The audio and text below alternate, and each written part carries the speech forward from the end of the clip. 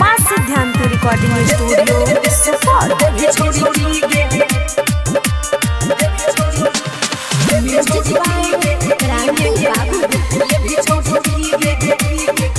हेगे मिले खटिया न छही किया ओगा देल छही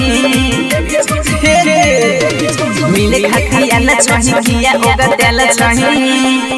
हेगे के मास कम नहीं चलता ओका बाबा के कम ओका खलत देवी छोड़ी की गे लेभी छोड़ी की गे देवी छोड़ी की गे लेभी छोड़ी की गे Mixed by Ranveer Ji.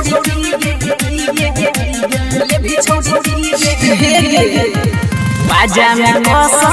बन के रसा देना छोड़ी कोनी पिया गे हे कोई बाजा में कोसा बन के रसा देना छोड़ी कोनी पिया गे ढोंढी के यौरी जी खाबे दे जौरी ओ मोरा होय के देना जिया गे भतार वाला मजा देबो खाइले तोरा खाजा देबो खाले भतार वाला मजा देबो खाइले तोरा खाजा देबो देबो मन के तोरा नथिया आई भदा बना ले पतिया देवी छोड़ी की गे लेभी छोड़ी की गे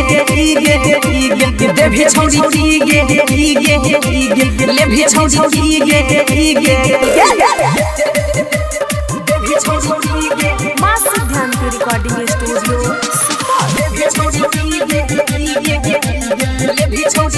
आहिया कोई छौरा सोना के करे छे मन देना जवानी चिखाएंगे छौरा सोना के करे छे मन देना जवानी चिखाएंगे गुंजस का राती के करे छे मन दही चिखाए खाएंगे जल्दी कथी जाए के छो हमरा अजब के छो यारा जल्दी कथी जाए के छो हमरा अजब के छो हेगे के मास कम नहीं चलता